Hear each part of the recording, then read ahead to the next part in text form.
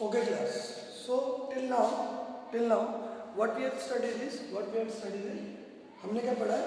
हमने ये पढ़ा कि व्हाट इज मैटर. ठीक है ना, हम बेसिक कॉन्सेप्ट ऑफ केमिस्ट्री पे चल रहे थे. तो हमने मैटर के बारे में पढ़ा कि मैटर क्या होता है और मैटर को हम लोग फिजिकली कैसे क्लासिफाई करते हैं. फिजिकली कैसे क्लासिफाई करते हैं? फिजिकली कैसे क्लासिफाई करते हैं? सॉलिड, लिक्विड और गैस में. ठीक है. दूसरा तरीका होता है मैटर को क्लासिफाई करने का. कैसे करना? केमिकली. ठीक है ना, केमिकली क्लासिफाई करते हैं. केमिकली कैसे क्लासिफाई करते हैं बेटा? केमिकली क्लासिफाई करते हैं उसको मिक्सचर में. कैसे? एक को कहेंगे हम होमोजेनियस मिक्सचर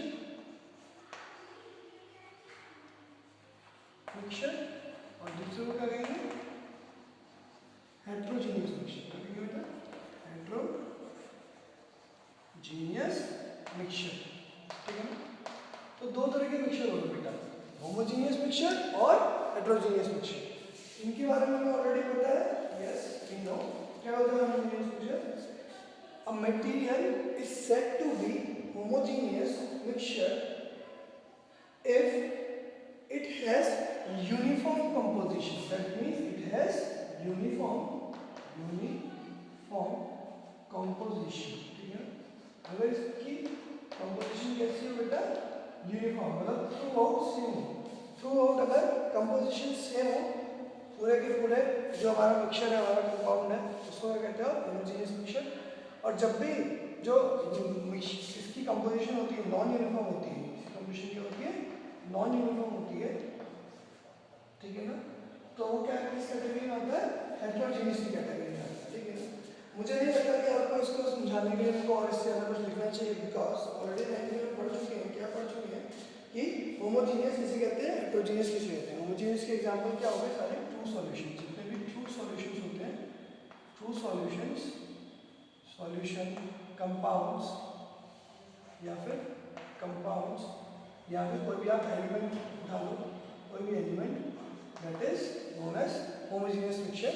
और हेट्रोजीनियस किसको बोलते हो? हेट्रोजीनियस मिक्सचर बोलते हो जैसे कोलाइडल सॉल्यूशन हो गया आपका. ठीक है, कोलाइडल सॉल्यूशन हो गया. ठीक है. या फिर कोई सस्पेंशन हो गया. ठीक है, सस्पेंशन हो गया. ये सब किस कैटेगरी में आते हैं बेटा? हेट्रोजीनियस मिक्सचर की कैटेगरी में आते हैं. ठीक है ना. तो ये दो बातें आपको पता चली कि हम लोग क्या करेंगे, मैटर को या तो फिजिकली या फिर केमिकली, इस दोनों तरीके से क्या कर सकते हैं, उसको क्लासिफाई कर सकते हैं. ठीक है. This is chemical classification.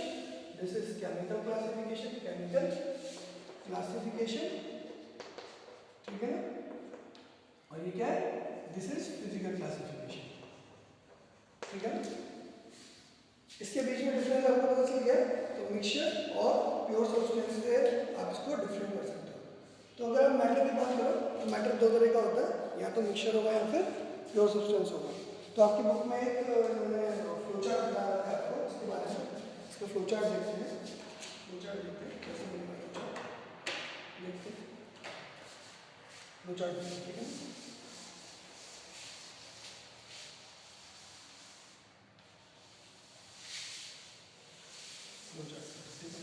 Flowchart में क्या बता रखा है कि जो आपका मैटर है, जो भी आपका मैटर है वो क्या होगा उसको जब आप क्लासिफाई करोगे. तो या तो वो होगा एकदम प्योर, या फिर उसमें क्या होगा, वो मिक्सचर होगा. ठीक है. अगर प्योर होगा एकदम मैटर, अगर पूरा प्योर होगा तो वो किस फॉर्म में होगा? इधर तो वो होगा एलिमेंट या फिर क्या होगा? कंपाउंड. प्योर होगा तो क्या होगा? या फिर एलिमेंट होगा या फिर क्या होगा?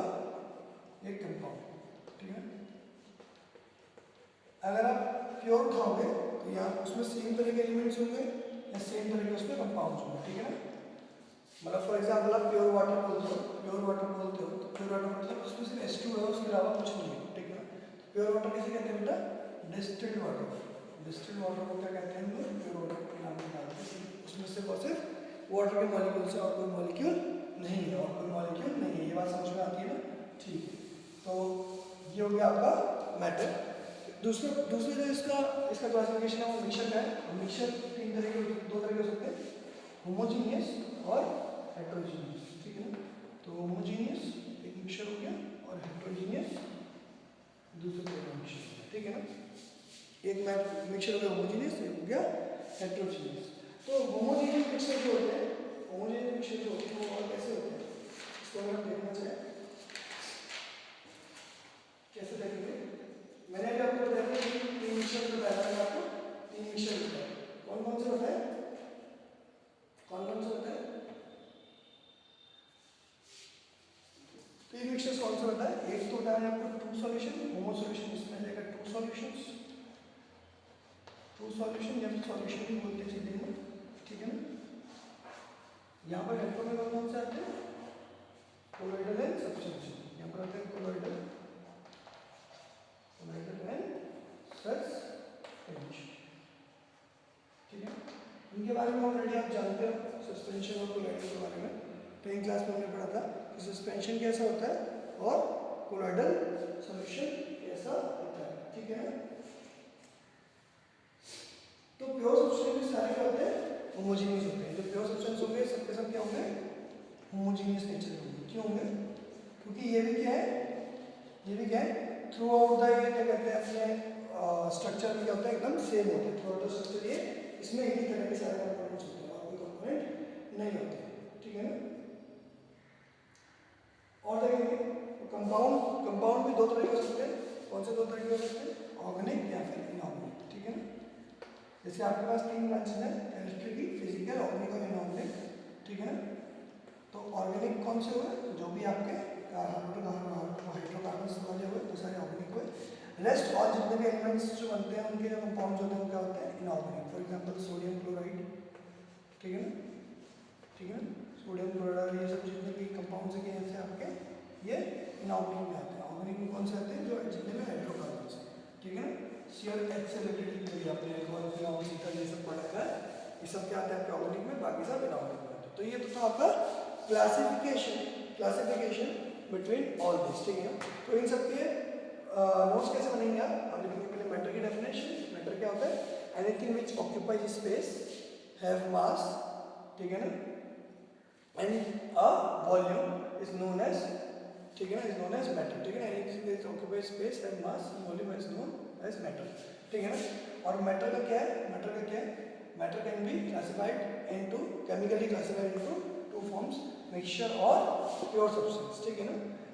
लेटर ऑन प्योर सब्सटेंस जो होते हैं वो एलिमेंट्स और कंपाउंड में होते हैं और मिक्सचर होमोजेनियस और हेट्रोजेनियस कहलाते हैं, ठीक है ना। आप फिर एलिमेंट, कंपाउंड, होमोजेनियस और हेट्रोजेनियस मिक्सचर के बारे में लिखोगे कि इनका क्या क्या होता है। हेट्रोजेनियस में आप क्या कहोगे, होमोजेनियस में क्या कहोगे कि थ्रू आउट जो होते हैं वो इनके जो इसमें है जो मैटर पार्टिकल्स होते हैं वो सेम होते हैं, throughout the particles of the homogeneous mixture are same, ठीक है ना। For example, all elements, all compounds and two solutions, all the solutions, these all are the homogeneous, ठीक है ना। Yeah, these are homogeneous pure substance, this is homogeneous mixture. For example, two solution, two solution जैसे हमारा क्या, sodium chloride और water को मिला दूँ मैं तो कैसा सॉल्यूशन बनेगा, ट्रू सॉल्यूशन बनेगा, ठीक है ना। या शुगर और वाटर को मिला दूँ तो कैसा सॉल्यूशन बनेगा, ट्रू सॉल्यूशन बनेगा, क्योंकि वो यूनिफॉर्मली पूरे में मिक्स हो जाएगा, इसलिए क्या होता है वो ट्रू सॉल्यूशन होते हैं, ठीक है ना। फिर और भी और एग्जांपल क्या आपका, आप CO को ले लो, उसको वाटर में मिला दो तो कैसा बनेगा, एक्वस मीडियम बन जाएगा पूरा का पूरा, वो भी एक ट्रू सॉल्यूशन है, ठीक है ना। ये भी क्या है, ट्रू सॉल्यूशन, ठीक है। तो सॉल्यूशन की खासियत क्या होती है, सॉल्यूशन में दो कैटेगरीज होती हैं, ठीक है ना। सॉल्यूशन की दो कैटेगरीज होती है। सॉल्यूशन कैसे होते हैं, एक को कहते हो आप सॉल्वेंट, ठीक है ना, और दूसरे को कहते हो आप सॉल्यूट, ठीक है ना। ऑलरेडी आप पढ़ चुके हो इसके बारे में, नहीं है मैं दोबारा बता देता हूँ। जो भी मिक्सचर में जिसका कंटेंट ज़्यादा होता है, ठीक है ना, जिसका कंटेंट ज़्यादा होता है उसको कहते हैं सॉल्वेंट, और जिसका कंटेंट कम होता है, जिसका कंटेंट कम होता है वो क्या होता है, सॉल्यूट होता है, ठीक है। फॉर एग्जाम्पल वाटर और सोडियम क्लोराइड में वाटर क्या था, सॉल्वेंट था, और सोडियम क्लोराइड भी कम था तो वो क्या है, सॉल्यूट है, ठीक है ना। तो सॉल्यूट और सॉल्वेंट से डिसाइड होता है कि सॉल्यूशन कैसा है। जो भी अमाउंट ज़्यादा होता है, सॉल्यूशन का जो मीडियम होता है उसी वही मीडियम रहता है, ठीक है ना। फॉर एग्जाम्पल कि अगर मैं गैस के अंदर सॉलिड मिलाऊं, ठीक है ना, तो उसका वो मीडियम कैसा होगा, गैसियस मीडियम होगा, गैस के अंदर सॉलिड मिलाऊं, ठीक है ना। गैस में अगर मैं लिक्विड मिलाऊं तो वो क्या होगा, एक मीडियम होगा, गैसियस मीडियम होगा, वो मिक्सचर कैसा होगा, गैसियस होगा, ठीक है ना। तो जो सॉल्वेंट है वही बताता है कि मिक्सचर की स्टेट कैसी होगी, ठीक है ना, मिक्सचर की स्टेट कैसी होगी। इतनी बात समझ में आई है, ठीक है ना, इतनी बात समझ में आई है। तो एलिमेंट के बारे में आप देखेंगे, ठीक है ना। Element is defined as a pure substance that contain only one type of particles. These particles are mostly atoms or molecules of same substance. For example क्या है बेटा, सोडियम का मॉलिक्यूल ले लो, क्लोरीन का मॉलिक्यूल ले लो, Cl2 बनता है, chlorine का मॉलिक्यूल क्या बनता है, Cl2 बनता है। और किसका मॉलिक्यूल ले लो, Mg का मॉलिक्यूल ले लो, Mg का मतलब एटम ले लो, ठीक है। हाइड्रोजन का मॉलिक्यूल ले लो, ऑक्सीजन का मॉलिक्यूल ले लो, ये सब क्या है, these all are pure substance, ठीक है ना। जबकि ये क्या है, ये क्या है, ये कंपाउंड है, ठीक है ना। ये मतलब ये एक मॉलिक्यूल है, दिस इज अ मॉलिक्यूल, लेकिन ये भी एलिमेंट में कहलाता है, ठीक है ना।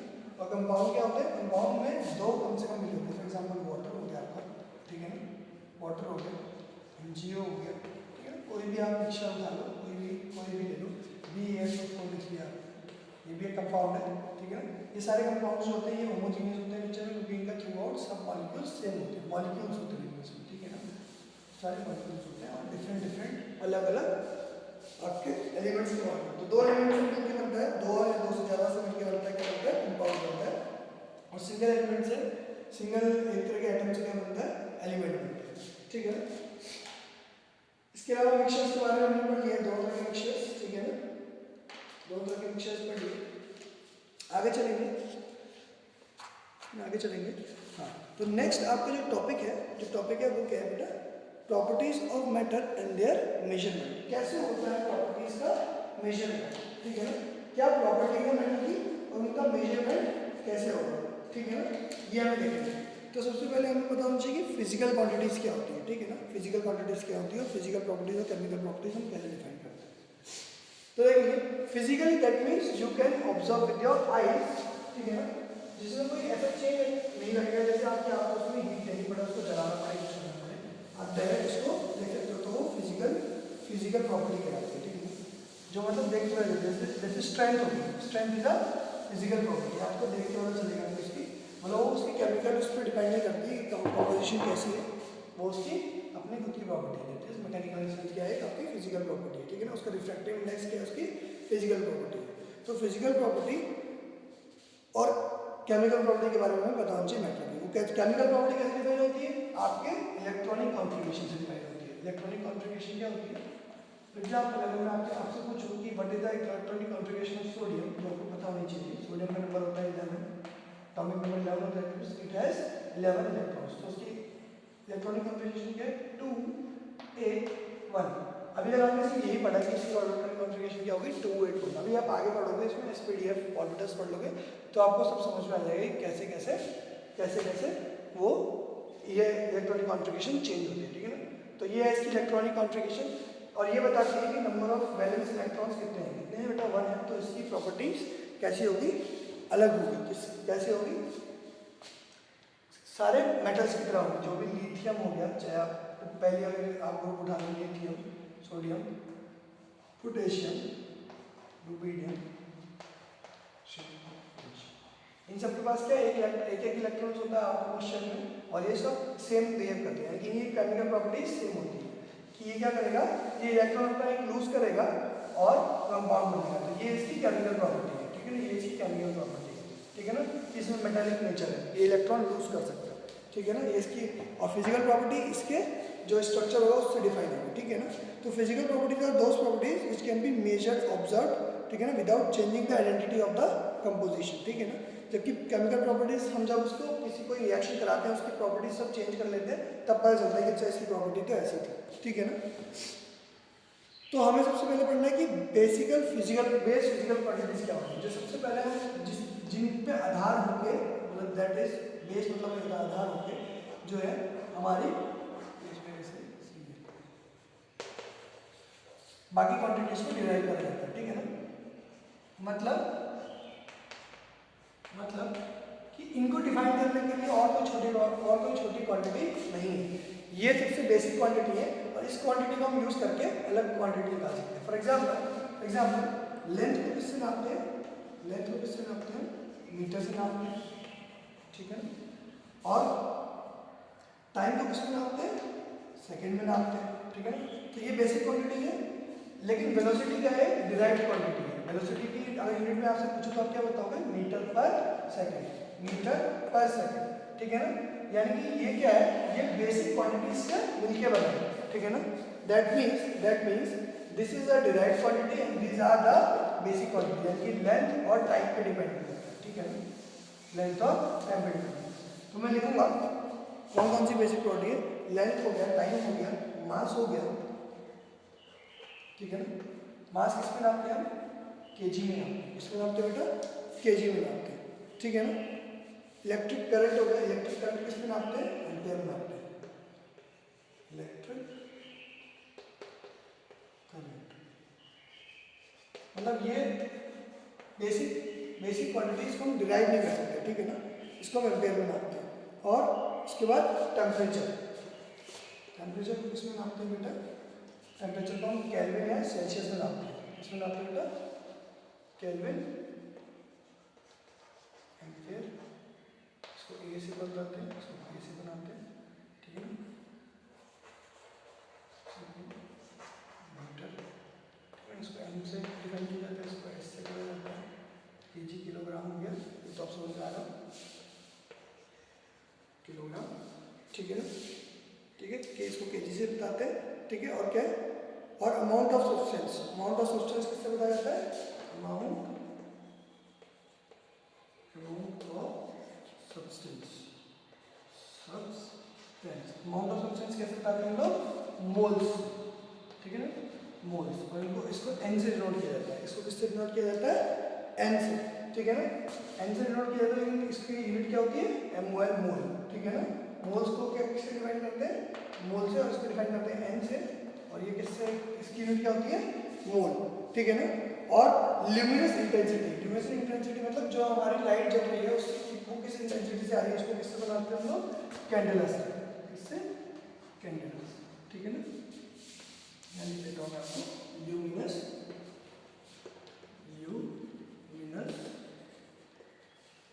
इंटेंसिटी, ठीक है। आपकी बुक में टेबल बनी हुई है, आप वो टेबल वहाँ से बना सकते हो, ठीक है ना। बाकी मैंने आपको डिफाइन कर दिया, ठीक है ना। बाकी आपको मैंने डिफाइन कर दिया। तो ये मैंने आपको सब समझा दिया कि क्या चीज़ क्या है और बेसिक फिजिकल क्वांटिटीज़ क्या है। तो हमारे CGPM है कि, ठीक है ना। और ये एक हमारी एक ऐसी संस्था है जो बताती है कि मेजरमेंट किस चीज़ में होनी चाहिए, जो ऐसा यूनिट की मेजरमेंट के लिए बताती है कि हमारी ऐसा यूनिट क्या रहेगी, जैसे इसकी मीटर रहेगी, इसकी सेकंड रहेगी, इसकी केजी रहेगी, एम्पीयर रहेगी। ये सब बताने के लिए एक संस्था बनी हुई है, देयर इज अ ऑर्गेनाइजेशन, ठीक है ना। उसका नाम क्या है? CGPM है, ठीक है ना।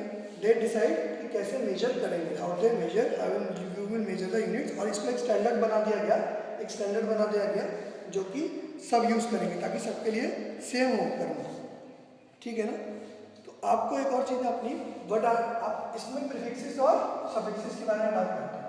तो प्रीफिक्सेस सफिक्सेस कैसे डिसाइड करते हैं, कैसे बताते हैं, इसको लिए हम एक छोटी क्लास में चलेंगे। छोटी क्लास की एक चीज़ पढ़ेंगे जो मैं ऑलरेडी पढ़ चुके हैं, दोबारा उसको थोड़ा रिपीट करेंगे तो समझ में आ जाएगा। हमने पढ़ा था kilo, hecto, deca, litre, metre, gram, deci, centi, ये पढ़ा था बेटा। मान लो कि इसकी वैल्यू अगर 1 है, इसको आप मानते हो कि इसके टर्म्स में बाकी सबको लिख दें, तो इसको लिखोगे 10⁻⁻⁻1, इसको लिखोगे 10⁻⁻², इसको लिखोगे 10⁻⁻3, यानी कि मिली को क्या लिखते हैं हम? 10⁻⁻², ठीक है ना। डेका इज 10⁻1, यहाँ 10⁻0 था ना, 10⁻0 that is 1, या 10⁻2, मतलब जैसे जैसे ऊपर जा रहे हो आप क्या कर रहे हो? एक पावर बढ़ाते जा रहे हो। तो ऐसे आपको ये जो होते हैं these are prefixes for this term. For example मैंने बोला 20 kilolitre, that means 20 into 10⁻³ litre को मैं 20 किलोलीटर लिख सकता हूँ, ठीक है ना। 10⁻³ को मैं कैसे बोलता हूँ? K से शो करता हूँ, ठीक है ना। ये बात समझ में आई? चलो ये बात तो हमें समझ में आ गई, ठीक है ना। तो इसके लिए प्रीफिक्सेस के लिए पूरी टेबल दी हुई है कि 10 टू पावर -24 को बोलते हैं योटा, ठीक है ना। यहाँ से लेकर आपको कहाँ तक पता होना चाहिए, 10 टू पावर +24, सॉरी योक्टो है, योक्टो से योटा तक पता होना चाहिए, ठीक है ना। यहाँ तक पता होना चाहिए। तो वैसे तो पूरी पता होनी चाहिए, लेकिन जनरली हम कहाँ तक नापते हैं, कहाँ तक हमें पता होना चाहिए। देखो 10 टू पावर -15 से स्टार्ट होता है, इसको कहते हैं फर्मी, ठीक है ना। मतलब जो आप यूज़ करते हो आजकल, आप ये यूज़ करते हो, यहाँ तक यूज़ करते हो। 10 टू पावर -12 आप लिखते हो पीको लिखते हैं ना, हाँ पीको, ठीक है ना, PICO पीको, ठीक है ना। 10 टू पावर -9 लिखते हो नैनो, ठीक है ना। 10 टू पावर -6 को लिखते हैं माइक्रो, ठीक है ना। 10 टू पावर -3 को लिखते हैं मिली, ठीक है ना। उसके बाद 10 टू पावर 3 को लिखते हैं किलो, ठीक है ना। 10 टू पावर 6 को लिखते हैं मेगा।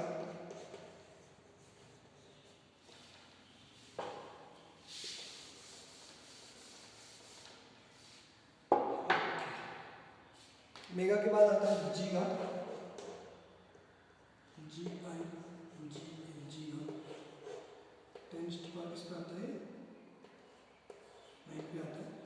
10 टू पावर 12 पे आता है टेरा, ठीक है।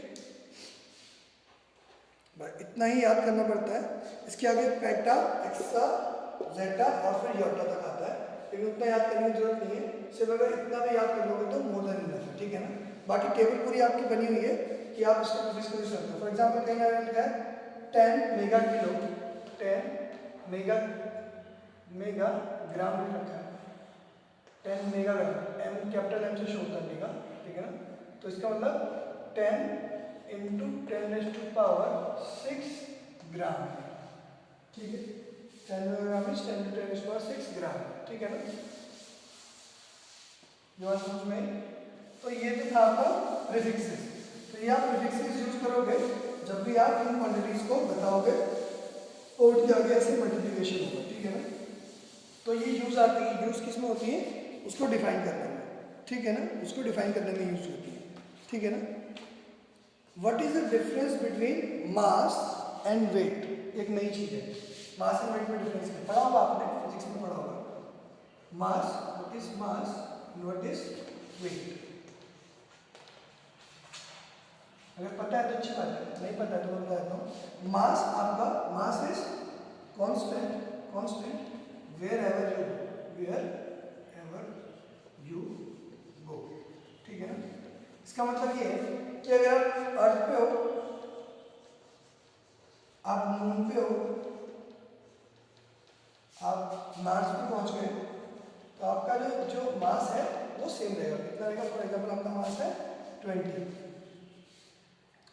कितना केजी, तो ये इतना ही रहेगा, हमेशा इतना रहेगा, ठीक है ना। लेकिन आपका वेट अर्थ पे जितना है, WE लिख देते हैं, वेट अर्थ पे जितना है मून पे अलग होगा और मार्स पे अलग होगा, ठीक है ना। For example weight on earth आपका कितना है, वेट ऑन अर्थ आपका है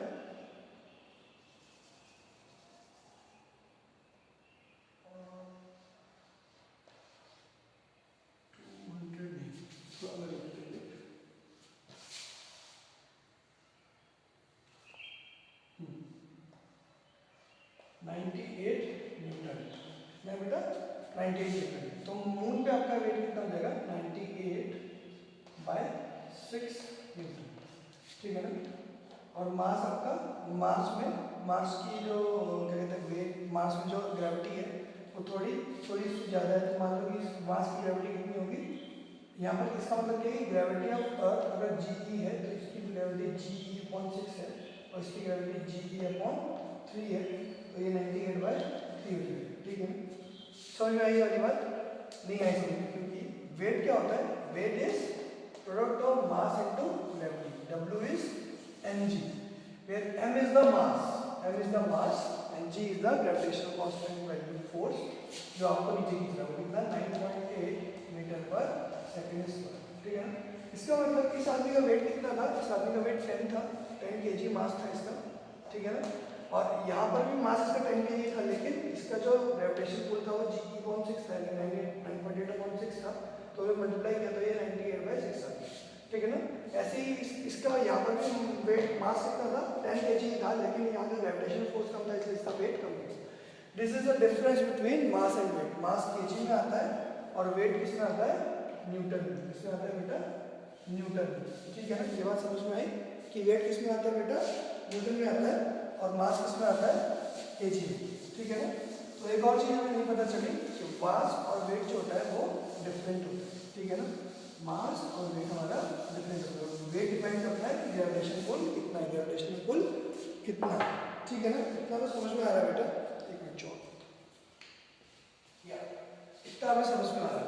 इसके बाद हमें क्या देखना है, इसके बाद हमें ये देखना है कि कैसे हम लोग कन्वर्ट करते हैं वॉल्यूम क्या होता है। जैसे मान लो वॉल्यूम किसमें नापते हैं, हमेशा लीटर में नापते हैं, लेकिन अगर आपको मैं क्यूबॉइड दे दूं तो भी आप वॉल्यूम बता देते हो ना, L/B/H कर देते हो, L/B/H कर देते हो। दैट मीन्स वॉल्यूम आप किसमें नाप सकते हो, मीटर इंटू मीटर होगा, इन तीनों की यूनिट्स मीटर होगी, ये लेंथ है ना तीनों की तीनों, तो ये कितना आ जाएगा, मीटर क्यूब। यानी कि मीटर क्यूब और लीटर में कोई ना कोई रिलेशन होगा, क्योंकि ये भी वॉल्यूम है और ये भी वॉल्यूम है। तो रिलेशन क्या होता है बेटा, रिलेशन होता है 1 litre is equal to 1000 ml। पहले तो ये रिलेशन, ये तो पता ही आपको, मिलीलीटर है, इसमें नहीं होता है। और क्या पता है हमें कि 1 millilitre is equal to 1 centimetre cube. ये आपका क्या है, दिस इज योर रिलेशन। ये आपका क्या है, दिस इज योर रिलेशन, ठीक है ना, बिटवीन मिलीलीटर एंड सेंटीमीटर, ठीक है ना। तो आप ऐसा भी बोल सकते हो कि 1 litre is equal to 1 decimetre cube, ऐसा ही बोल सकते हो। क्यों, देखो क्यों कर सकते हैं ऐसा, देखो 1 ml में कितने 1000 है, यानी कि 1000 ml लिखा मैंने, यानी कि 1000 ml, ठीक है, इज इक्वल टू, यहाँ कितना लिखना है मेरे को, अगर इसको सेंटीमीटर में लिखने की कोशिश करूँ तो 10 टू पावर 3 टाइम्स करेंगे। क्यों करेंगे, क्योंकि डेसीमीटर का क्यूब है ना यहाँ पर, और डेसीमीटर और सेंटीमीटर में कन्वर्ट करेंगे तो 10 होता है, तो 10 का cube into dm into centimetre cube, ऐसे लिख दूंगा मैं। ये क्यूब और ये कट जाएगा आपस में, यानी कि 1 ml, फिर देखो 1 ml फिर से 1 सेंटीमीटर क्यूब आ गया।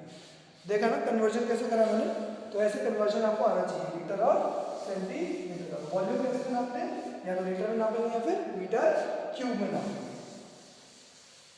तो ये दोनों क्वांटिटी कैसी थी, ये दोनों क्वांटिटी क्या है, इन दोनों क्वांटिटी, ये इसमें वॉल्यूम क्वांटिटी जो है डायरेक्ट क्वांटिटी है, मास क्वांटिटी जो है वो बेस क्वांटिटी है। तो अब देखो एक से नई क्वांटिटी डिराइव करी हमने, क्या करी, डेंसिटी क्या होती है बेटा,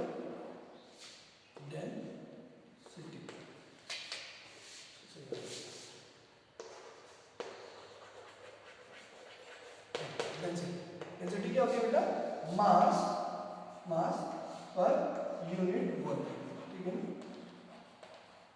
ठीक है ना। तो मास लिख लेंगे और वो कितना वॉल्यूम कर रही है, वॉल्यूम स्पेस घेर रही है, वॉल्यूम देंगे तो ये बताइए, तो जितना ज़्यादा वॉल्यूम होगा उतने कम मास होगा, जितना कम मास होगा उतना डेंसिटी कम होगी, और जितना कम वॉल्यूम होगा उतनी ज़्यादा डेंसिटी होगी। दैट मीन्स वॉल्यूम कम हुआ और मास ज़्यादा हो गया, उतने ही मास में वॉल्यूम कम है तो क्या होगा, डेंसिटी ज़्यादा होगा। फॉर एग्जाम्पल आपने 1 kg का एक बांट रखा है, 1 kg का एक या मेजरिंग वेट रखा हुआ है, और 1 kg कॉटन ले लिया, सेंटीमीटर 1 kg कॉटन ले लिया।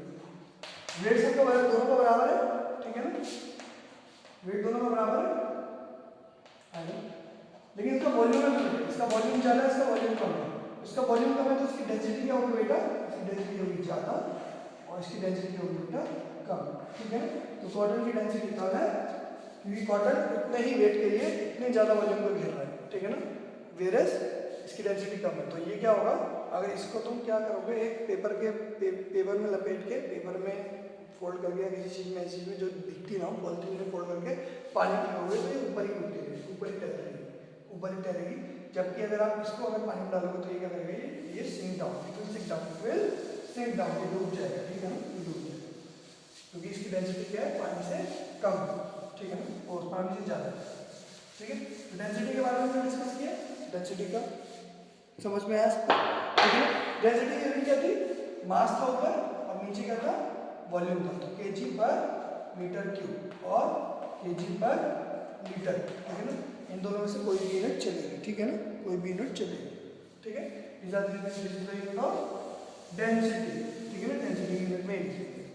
Next is temperature.